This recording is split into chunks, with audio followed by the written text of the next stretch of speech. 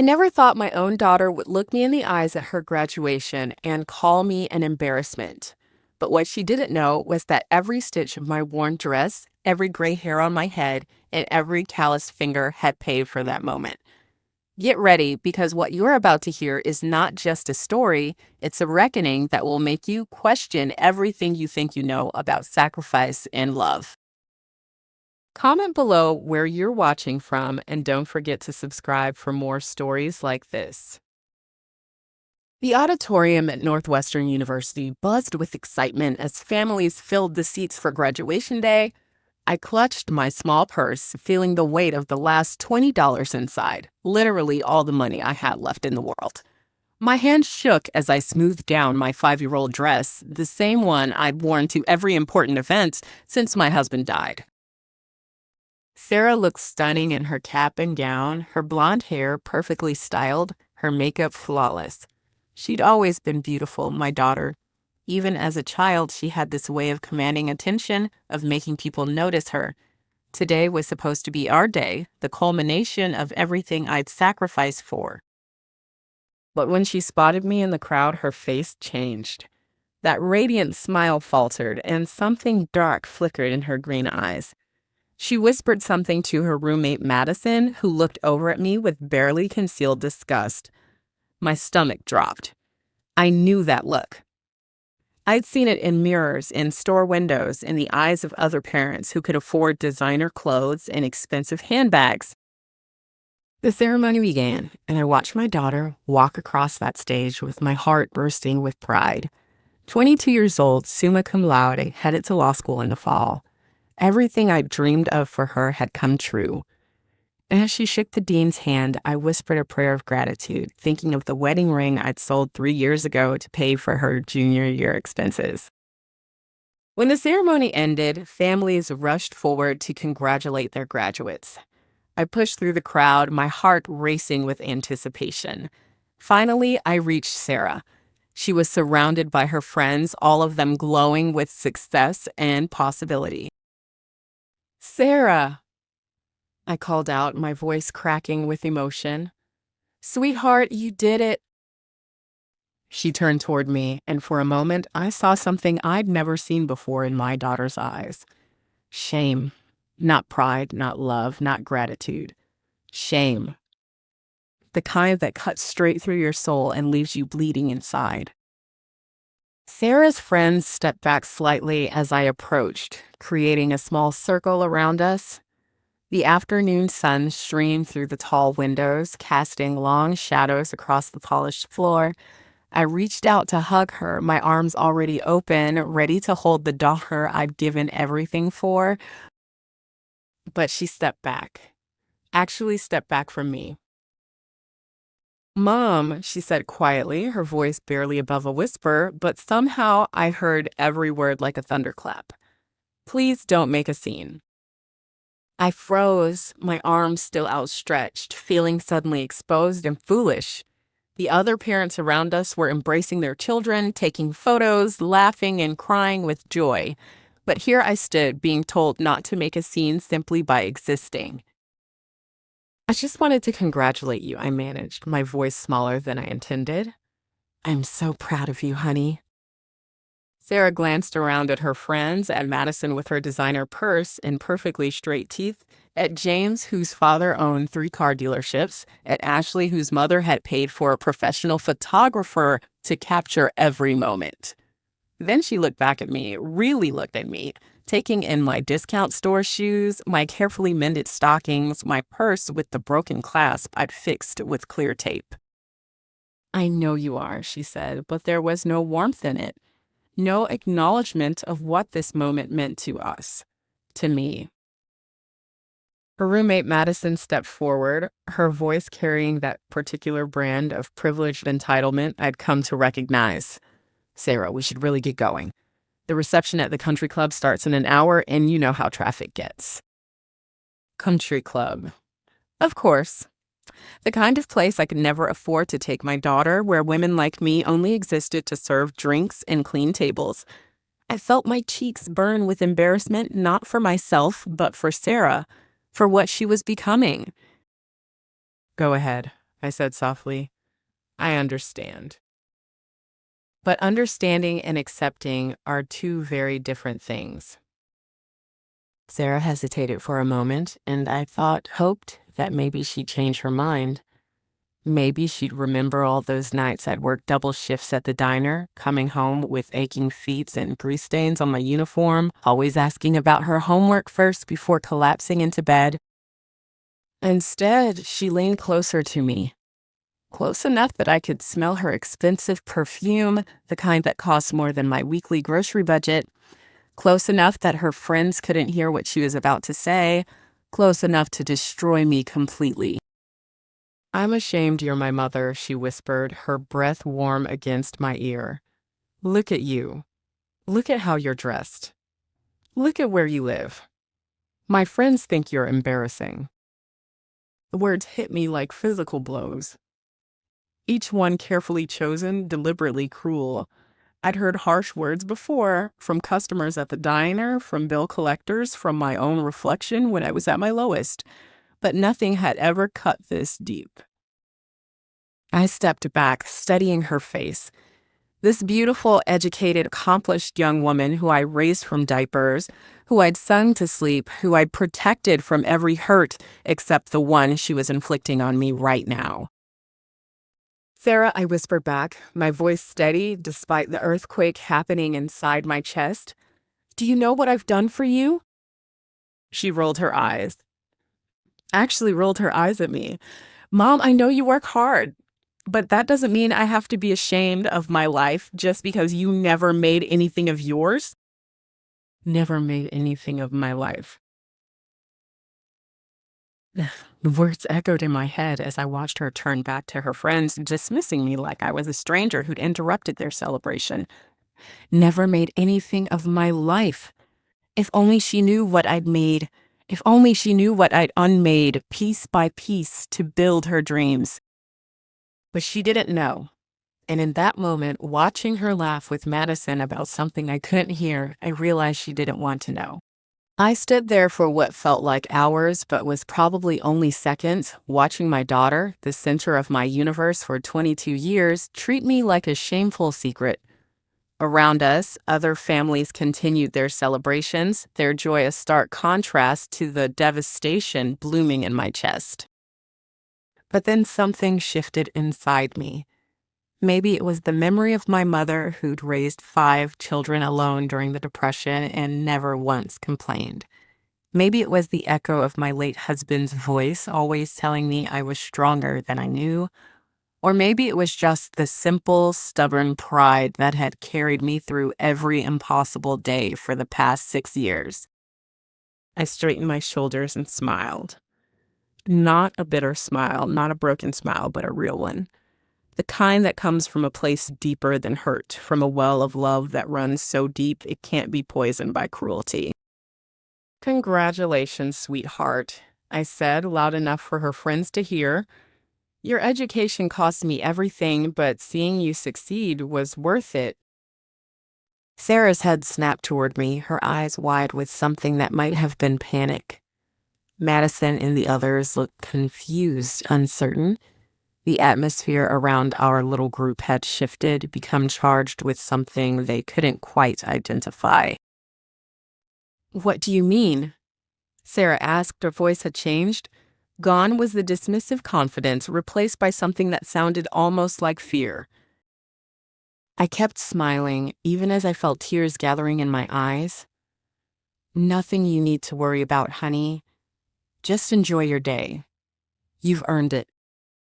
And then I did something I'd never done before in my daughter's entire life. I turned around and walked away from her. Not in anger, not in defeat, but with the quiet dignity of a woman who finally understood her own worth. Behind me, I heard Sarah call my name, but I didn't turn back. The bus ride back to my studio apartment in Rogers Park took 45 minutes, plenty of time to think about everything that had just happened.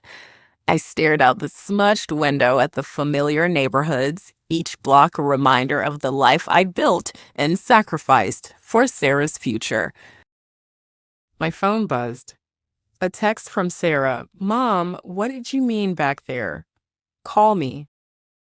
I didn't answer. Not yet. First, I needed to go home and face the evidence of my choices. The empty jewelry box where my grandmother's necklace used to live sold sophomore year to cover Sarah's meal plan, the stack of pawn shop receipts in my kitchen drawer. The notice from my landlord about late rent, the one I'd been ignoring because Sarah's final semester payment had taken my last $3,000. The apartment felt smaller when I walked in, maybe because I was finally seeing it through Sarah's eyes. The secondhand furniture, the patched walls, the single window that looked out onto an alley. This was what she was ashamed of. This was the life she thought wasn't worth anything. I sat on my worn couch and pulled out a manila folder I'd hidden behind my bedroom dresser. Inside were documents Sarah had never seen, bank statements showing my life savings account going from $47,000 to zero over 4 years. Receipts for tuition payments made in cash because I'd maxed out my credit cards, letters from Northwestern's financial aid office thanking Mrs. Eleanor Mitchell for her generous family contribution that made Sarah's education possible. My phone rang. Sarah's number. Mom, please answer, her voicemail said. I don't understand what happened today. Everyone's asking me questions and I don't know what to tell them. I stared at the phone, thinking about the woman who'd raised me never to let pride come before truth, about the promises I'd made to my dying husband to give our daughter every opportunity we'd never had. But mostly I thought about the look in Sarah's eyes when she'd called me embarrassing. The next morning, I woke up with a clarity I hadn't felt in years. For so long, I'd defined myself by what I could give Sarah, by how much I could sacrifice, by how invisible I could make my own struggles. But yesterday had shown me something I'd been too blind to see. I'd raised a stranger. My phone had been buzzing all night. 17 missed calls from Sarah, 12 text messages ranging from confused to frantic. The last one, sent at 2:47 a.m., simply said, Mom, I'm scared. Please talk to me. I made coffee in my little French press, a wedding gift that had somehow survived all the purges when I needed money. The morning light coming through my window seemed different somehow, sharper. I could hear Mrs. Rodriguez next door getting ready for her shift at the hospital, the same routine I'd listened to for 6 years in this place. At exactly 8 a.m., I called Sarah. Mom! Her voice was breathless, desperate. Thank God. I've been trying to reach you all night. What did you mean yesterday? What cost you everything? You're scaring me. I took a slow sip of my coffee, tasting the bitterness and finding it appropriate. Sarah, I need to ask you something, and I want you to be honest. How do you think you paid for Northwestern? Silence on the other end. Then my scholarship covered most of it, and student loans for the rest. You know that. Your scholarship covered $8,000 a year, sweetheart. Northwestern costs $65,000 annually. That's $57,000 times 4 years. Do you know what $228,000 looks like? More silence. Then quietly, I thought financial aid. There was no financial aid, Sarah. There was just me. I heard her sharp intake of breath, followed by what sounded like a sob. Mom, what are you saying? I'm saying it's time you learned where your dreams actually came from. I don't understand. Sarah's voice was smaller now, like when she was little and had broken something valuable. How could you have paid that much? You work at the diner. I set down my coffee cup and walked to my kitchen drawer, pulling out the folder I'd looked at the night before. I worked 3 jobs, actually. A diner during the day, cleaning offices at night, and weekend shifts at the grocery store. I have for 6 years. 3 jobs? She sounded genuinely shocked. I thought, I mean, you never said? When would I have told you? During our 5-minute phone calls where you complained about your roommate? During winter breaks when you spent the whole time with your friends? During summers when you were too busy with internships to visit? I could hear her crying now, soft sniffles that reminded me of scraped knees and broken toys. But I wasn't done. Truth has a way of demanding to be told completely, especially when it's been hidden for so long. Your freshman year, I sold my car and took the bus to work. Your sophomore year, I sold my wedding ring, the one your father gave me when we were 19 and thought love could conquer anything. Your junior year, I sold my mother's jewelry, pieces that had been in our family for 3 generations. Mom, stop. Please stop. Your senior year, I took out a loan against this apartment. The one you're so ashamed of. The one you think makes me embarrassing. I borrowed against the only thing I own in this world to pay for your last semester. The silence stretched between us like a chasm. I could picture her in her sorority house, the one she'd moved into after freshman year because dorms were too limiting, surrounded by all the things my money had bought, but my presence couldn't provide. Why didn't you tell me? She whispered. Because you were happy, I said simply. And because I thought raising you to be better than me meant you wouldn't need to know what it cost. Sarah's sobs were audible now, and despite everything, my maternal instincts kicked in. I wanted to comfort her, to tell her it was okay, to minimize my own pain for her benefit. It was what I'd always done. But something had changed in me yesterday. Maybe it was standing in that auditorium, watching other parents receive hugs and gratitude while being told I was an embarrassment. Maybe it was finally seeing myself through my daughter's eyes and realizing I'd made myself invisible for so long that even I had forgotten I existed. Mom, I'm so sorry, Sarah was saying. I had no idea. I thought the financial aid office was handling everything. I never asked because you didn't want to know, I finished gently. It's easier to believe in magic than to see the wizard behind the curtain. That's not fair, isn't it? Sarah, in 4 years of college, you never once asked me how I was doing financially.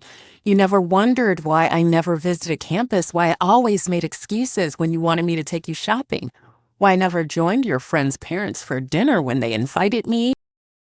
I walked to my window, looking down at the alley where Mr. Patterson was setting up his fruit stand. He'd been doing it every morning for 8 years, building something small but honest with his hands. Like me, I supposed. I thought you were just busy, Sarah said weakly. I was busy working 16-hour days so you could complain about the dining hall food, busy taking double shifts so you could join that expensive sorority, busy selling my life piece by piece so you could build yours. I never asked you to do that. For the first time in our conversation, I felt anger. Real hot anger that surprised me with its intensity. No, you didn't ask. You just expected it. And I gave it to you because that's what mothers do. But expecting it and appreciating it are different things, Sarah. The line went quiet except for her ragged breathing. Where are you right now? I asked. At the sorority house. In my room. The room with the private bathroom and the walk-in closet? Yes. That room costs $1,800 a month. I know because I've been paying for it. I don't know what to say, Sarah whispered into the phone, and for the first time in years, she sounded like my little girl again. Uncertain, scared, needing her mother. I wasn't the same mother who had always rushed to fix her problems. Yesterday had changed something fundamental in me, like a bone that heals stronger after it breaks. You don't have to say anything right now, I told her. But I need you to understand something. When you called me embarrassing yesterday, when you refused to hug me in front of your friends, you weren't just hurting me. You were rejecting everything I am, everything I've done, everything I've sacrificed. They don't understand our situation. Our situation? I almost laughed, but it would have come out bitter. Sarah, there is no our situation. There's your situation, successful, educated, surrounded by wealthy friends, and there's my situation, broke, exhausted, and apparently embarrassing. I heard her moving around her room, probably pacing the way she did when she was stressed. Mom, please, I know I messed up.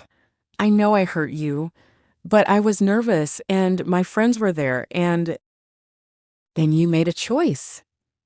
You chose them over me. You chose appearances over truth. You chose comfort over courage. That's not what happened. Then tell me what happened. Tell me why the woman who raised you, who worked herself to the bone for you, who gave up everything for you, was too embarrassing to hug in public. The silence stretched so long I thought she'd hung up. When she finally spoke, her voice was barely audible. Because they all have so much and you have so little, and I didn't want them to know that I come from this. From this, from me, from poverty, from sacrifice, from love that showed itself in work instead of trust funds. I see, I said quietly. And what exactly do you think this is, Sarah? I don't know. I wanted to fit in at the cost of your own mother's dignity. She started crying again, but this time it felt different. Less self-pity, more genuine remorse. How can I fix this? For the first time in our conversation, I smiled. That's the right question. I sat down at my small kitchen table, the one I bought at a garage sale 7 years ago for $15. The same table where I'd done my own homework for night school, working toward my GED while Sarah slept. The same table where I'd balanced my checkbook every month, figuring out which bills could wait so her tuition couldn't. Sarah, I need to tell you something about your father. Dad? What does he have to do with this? Everything. I traced the wood grain with my finger, remembering. When your father got sick, when the cancer came back that final time, he made me promise something. He made me swear that you'd never want for opportunities the way we had. Sarah's breathing changed, became more careful. She'd been 15 when her father died, old enough to remember his final months, but young enough to not understand the financial devastation that followed. We had $50,000 in savings then. It seemed like a fortune. Your father thought it would be enough to see you through college, with maybe a little left over for me. He died believing you'd be taken care of. Mom. What he didn't know, what I couldn't tell him while he was dying, was that Northwestern would cost 4 times what we'd saved. What he couldn't have predicted was that you'd fall in love with that school during your campus visit, that you set your heart on it so completely that any other choice would feel like failure. I stood up and walked to my bedroom, phone still pressed to my ear, and opened the bottom drawer of my dresser. Inside was a framed photo of Tom holding baby Sarah, both of them asleep in the hospital chair. He'd been 23 then, working construction during the day and taking business classes at night, dreaming of giving us a better life. So I made a choice, sweetheart. I decided that your father's promise mattered more than my comfort. I decided that your dreams were worth more than my security. But why didn't you tell me? I would have chosen a cheaper school. I would have... No, you wouldn't have. And I didn't want you to. That's the point you're missing, Sarah.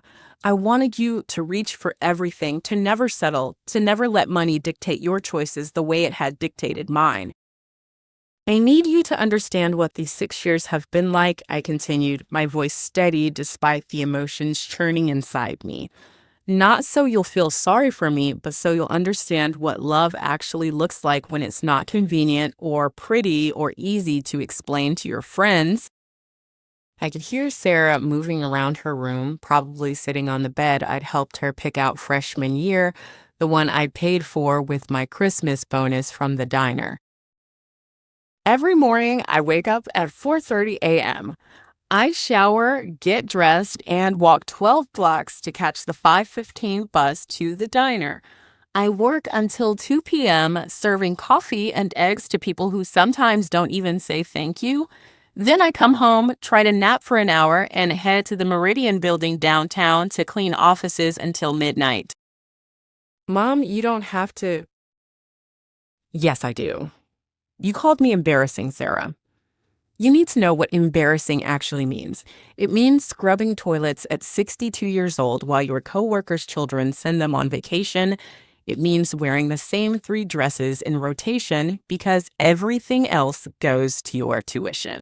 It means telling your doctor you can't afford the medication for your arthritis because your daughter's textbooks cost $800 a semester. I heard her sharp intake of breath, but I continued.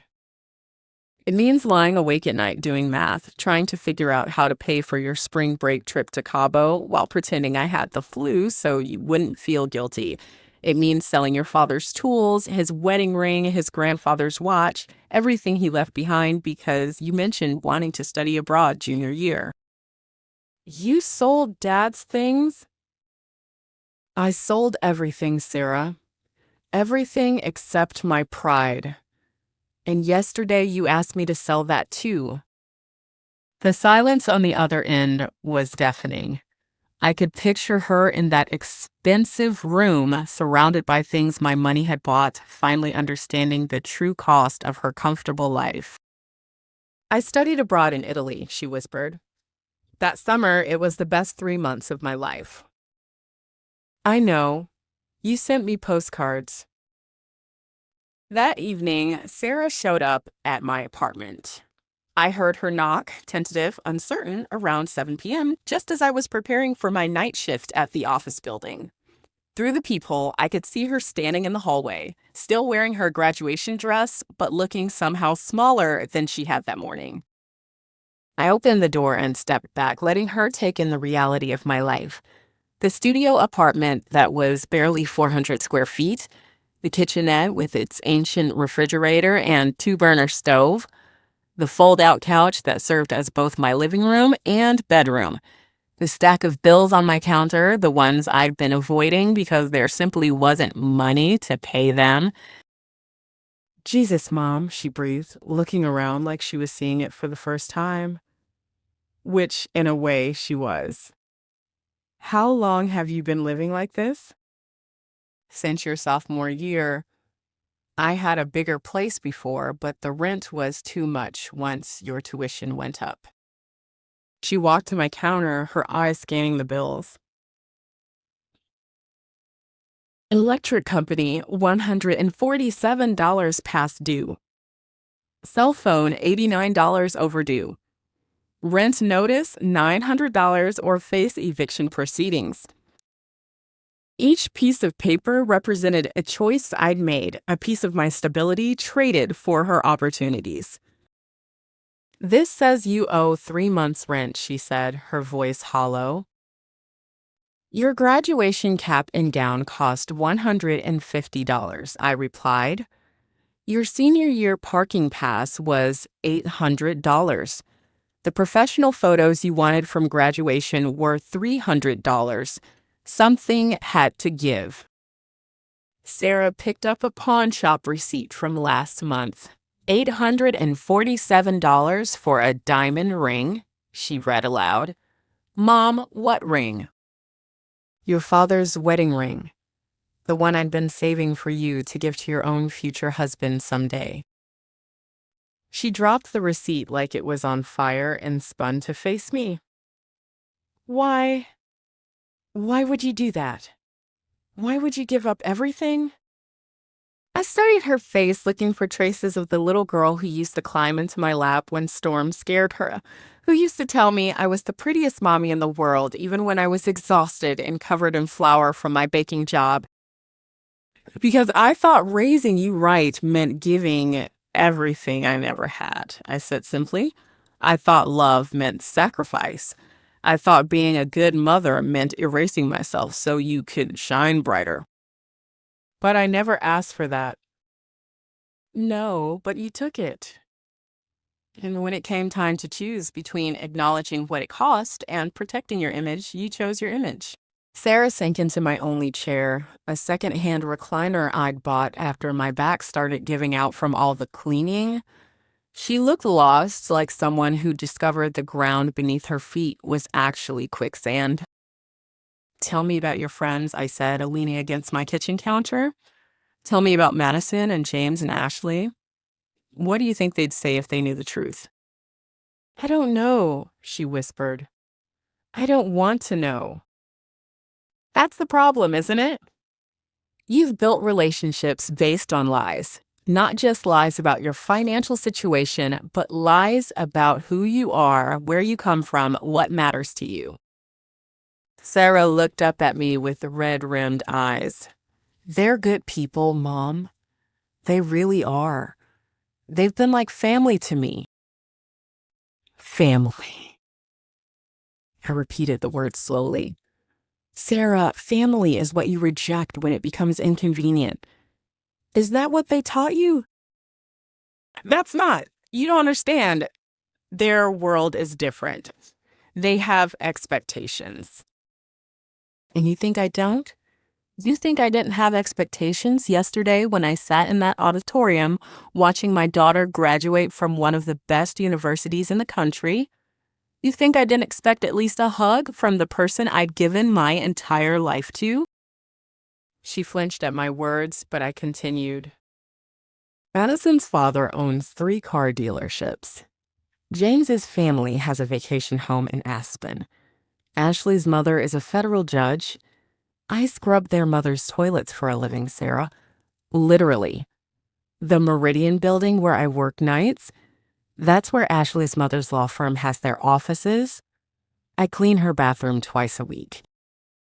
Sarah's face went completely white. You know Ashley's mom? Judge Patricia Whitmore. Corner office on the 15th floor. She leaves her coffee cups on her desk and never says thank you to the cleaning staff. Sound familiar? The look of horror on Sarah's face told me everything I needed to know about values she'd absorbed from her new social circle. They don't know you exist, Sarah. To them, people like me are invisible. And yesterday, you decided you wanted me to be invisible too. I can't believe you clean Ashley's mom's office, Sarah said, her voice barely above a whisper. All this time when I was complaining about her mother being cold or demanding, you were working for her. Yes. Every Tuesday and Friday night, I vacuum Judge Whitmore's office, clean her private bathroom, and dust the law degrees hanging on her wall. The same degrees you're working toward with money I earned scrubbing her floors. Sarah buried her face in her hands. This is too much. This is all too much. Is it? Or is it just the first time you're seeing the real cost of your choices? I moved to my small closet and pulled out my work uniform, the gray polo shirt and black pants I wore to clean offices. The fabric was soft from too many washings, and there was a small bleach stain on the sleeve from last month when I'd miscalculated the mixture. This is what embarrassing looks like, Sarah. This is what you didn't want your friends to associate with you. A 62-year-old woman who works 3 jobs to pay for her daughter's dreams. Please stop, she begged. Please. I get it. I understand now. Do you?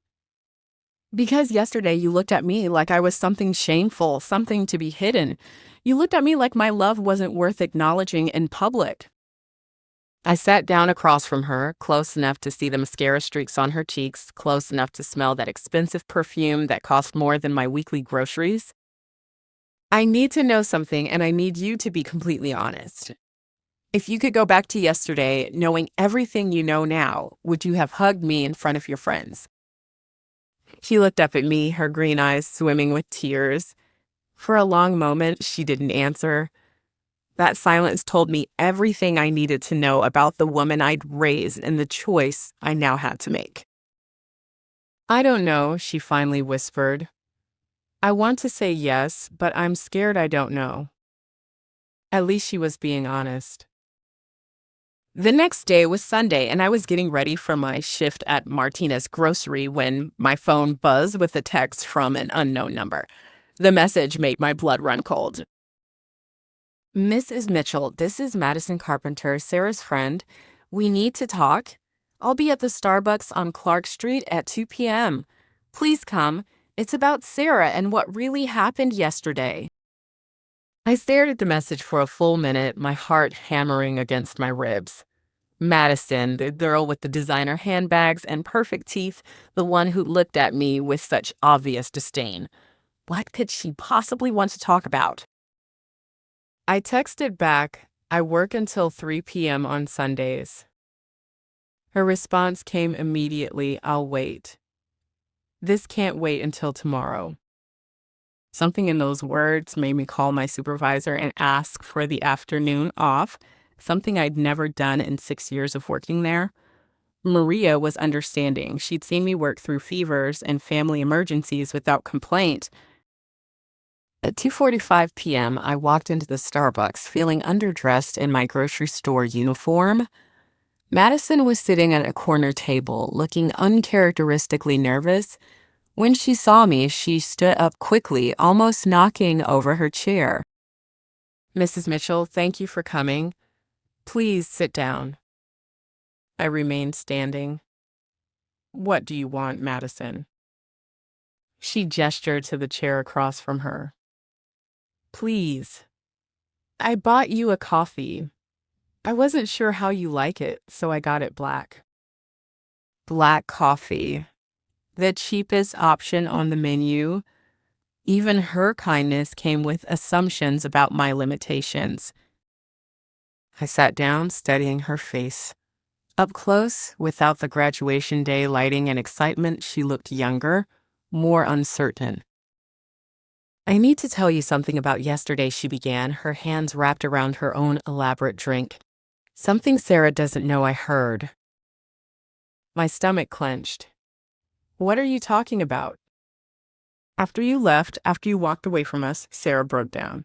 Completely broke down. She was sobbing so hard she could barely breathe, and when James asked her what was wrong, she said something that made all of us realize we'd witnessed something terrible. Madison leaned forward, her voice dropping to almost a whisper. She said, my mom just told me my education cost her everything, and I told her she was embarrassing. What kind of person does that make me? Madison's words hung in the air between us like smoke. I felt something cold settle in my stomach as I processed what she was telling me. What happened next? I asked quietly. Madison shifted uncomfortably in her seat. That's the part Sarah doesn't know I heard. James, the one whose dad owns the dealerships, he said something that made me realize what kind of people we really are. She paused, looking down at her hands. When she looked back up, there were tears in her eyes. He said, well, at least now she knows her place. Maybe she'll stop pretending she belongs with us. And Ashley, God, I'm so ashamed of this. Ashley laughed and said, I always wondered how she afforded everything on a waitress's salary. Makes sense now. The coffee in front of me grew cold as I absorbed this. These were the people my daughter had chosen over me. These were the friends she prioritized when she decided I was too embarrassing to acknowledge. But here's the thing, Mrs. Mitchell, Madison continued, her voice stronger now. I've been thinking about it all night, and I realized something. You know what's actually embarrassing? Being so privileged that you can't recognize sacrifice when it's staring you in the face. I looked at her more carefully, really looked. Beneath the expensive clothes and perfect makeup, I saw something I hadn't noticed before. Intelligence character, maybe even wisdom. Why are you telling me this? I asked. Because I need you to know that not all of Sarah's friends are like James and Ashley. And because I need you to know that what you did, sacrificing everything for your daughter's education, that's not embarrassing, that's heroic. Madison reached into her purse and pulled out a folded piece of paper. I also need to give you this. It's a letter Sarah wrote last night. She was too scared to give it to you herself, but she needs you to read it. I took the paper, my hands trembling slightly. She asked you to bring this to me? No, Madison said firmly. She doesn't know I'm here. She's been locked in her room since yesterday, crying and calling herself awful names. But I couldn't stand by and do nothing after what I witnessed. I unfolded the letter, recognizing Sarah's careful handwriting immediately. The same handwriting I'd helped her practice for hours when she was 7, forming each letter with painstaking precision. Mom, it began, I don't know how to fix what I've done. I don't know how to take back the words I said or the way I made you feel. I've been sitting here for 2 days trying to understand how I became someone who could treat the person I love most in the world like she was shameful. I think I know now. I think I got so caught up in trying to belong somewhere that I forgot where I actually came from. I forgot that belonging isn't about having the same things as everyone else. It's about being proud of who you are and where you come from. I'm not proud of who I've become, Mom, but I'm so proud of who you are. The letter was longer, but my vision was blurring with tears. Madison reached across the table and touched my hand gently. Mrs. Mitchell, can I tell you something about your daughter? Something you might not know? I looked up at her, wiping my eyes. Sarah talks about you all the time, or she used to before she started getting self-conscious about our different backgrounds. She used to tell us stories about how you taught her to be strong, how you worked multiple jobs after her dad died, how you never complained even when things were hard. Madison leaned back in her chair, studying my face carefully. I think Sarah stopped talking about you not because she was ashamed of you, but because she was ashamed of herself, ashamed that she was taking everything you gave and never giving anything back. That doesn't excuse what she said yesterday. No, it doesn't. But it might explain it. Sometimes we hurt the people we love most because they're the only ones safe enough to hurt. They're the only ones who we know will forgive us. I thought about that, turning the idea over in my mind like a stone. Was that what had happened? Had Sarah's cruelty been born from guilt rather than genuine embarrassment? There's something else, Madison said. Something I think you should know about what happened after graduation, after you left. She pulled out her phone and showed me a video. It was shaky, clearly filmed secretly, but I could see Sarah in the frame, surrounded by her friends outside the auditorium. Watch, Madison whispered. In the video, I could see Sarah pacing back and forth, her hand shaking. James was talking, but I couldn't hear the words. Then suddenly, Sarah spun around and screamed at him, actually screamed. What is she saying? I asked. Madison fast-forwarded to a clearer section. She told James to shut up about you. She said he had no right to judge anyone when he'd never worked a day in his life. She said, Madison paused, looking uncomfortable. She said you were worth 10 of all of us combined. I stared at the phone screen, watching my daughter defend me to the very people she'd chosen over me just hours before. Then what happened? She left. Just walked away from all of us and drove back to campus. I found her in her room 12 hours later, going through photo albums and crying over pictures of you two together. Madison put her phone away and looked directly at me. Mrs. Mitchell, I think your daughter loves you more than she knows how to handle. I think she's been carrying guilt about your sacrifices for so long that it turned into shame. And yesterday, when she was supposed to be celebrating, all that shame exploded outward. Unto me, unto you. Because you were safe. Because you were the one person who would still love her even after she showed you her worst self. I folded Sarah's letter carefully and put it in my purse. Around us, the coffee shop hummed with Sunday afternoon conversations, students studying, families catching up, couples planning their weeks. Normal people living normal lives, unaware that my entire world was being reconstructed one painful truth at a time. Madison, can I ask you something? I said. And I need you to be honest with me.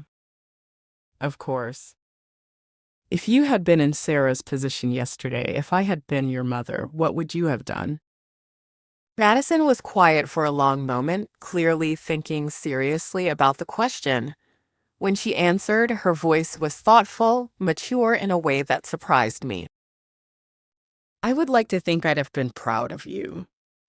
I would like to think I'd have introduced you to everyone and bragged about how hard you worked. But honestly, I don't know. I've never been tested like that. Her honesty was refreshing after so many carefully constructed conversations with Sarah. But I'll tell you what I do know, she continued. After yesterday, after seeing how your daughter reacted to losing you, I know that love like yours is rare. Most of us take our parents for granted because we've never had to question whether they'll be there. What are you suggesting? Madison leaned forward, her expression serious. I'm suggesting that maybe it's time Sarah learned what it feels like to really lose something.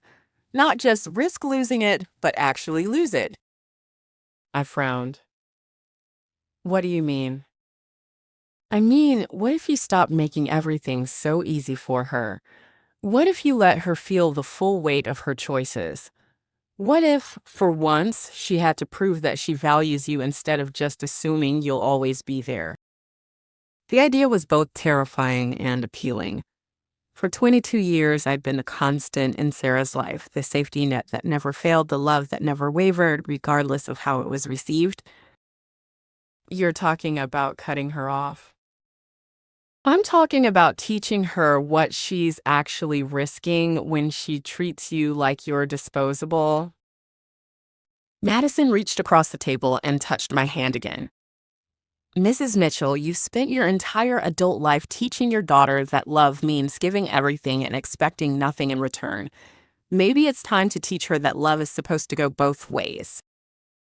That night, after my shift cleaning offices, I sat in my empty apartment and made a decision that would change everything. I looked around at the space that had contained my entire life for the past 3 years, the bills I couldn't pay, the photos of Sarah I'd kept despite everything, the empty jewelry box that used to hold 3 generations of family treasures. I thought about my mother, who'd raised 5 children during the Depression without a husband, who taught us that dignity wasn't about what you own, but how you carried yourself. I thought about my Tom, who died believing our daughter would honor the sacrifices we'd made for her. I thought about the woman I'd been before I became Sarah's mother, ambitious, independent, unafraid. Then I picked up my phone and called my daughter. Mom. She answered on the first ring, her voice desperate with relief. I've been trying to call you all day. I went to your apartment, but you weren't there. I was working. I know. I talked to your neighbor, Mrs. Rodriguez. She told me you work nights too. Mom, I never knew.